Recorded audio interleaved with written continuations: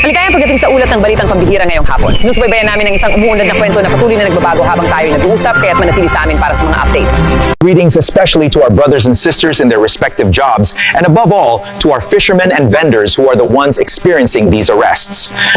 I remember my mother was a vendor, working tirelessly to help sustain my studies throughout the years. I have experienced this many. Samantala, ang ating gobyerno ay hindi nagkakaunawaan dahil sa mga bangaya na dulot ng impeachment complaint laban kay Vice President Sara Duterte. Maraming nagtatanong, Sir Bobby, may maganda bang maidudulot itong kaguluhan sa ating gobyerno ngayon? Actually, walang kahit anong magandang maidudulot ang kaguluhan na to sa ating bansa.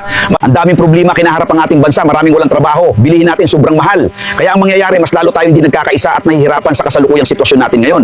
Actually, ito ay nagbingi-bingihan lamang itong ating gobyerno na marami ang sawa na at nawala ng tiwala sa investigation ngayon dahil sa mga hindi natapos na usapin. Why do we keep seeing these impeachment cases against the Vice President get dismissed while there is still no real investigation into the major flood control issues? Kung gusto nila mapaniwala ang taong bayan na madalas na ginagamit ninyo dyan, bakit hindi nyo simulan ang pag-imbestiga sa mga proyekto tungkol sa flood control ng ating pamahalaan? Tapos kami mga ordinaryong mamamayan, pag kami nagkamali, agad-agad pasukin yung pamamahay kahit gabi, matikkulong agad. Ito ang katotohanan kinakaharap nating lahat. Tapos pag kayo natamaan namin mga nasa social media, agad tatakutin, priso KA, pagkatambalos-los yun ninyo diha mga crocodile.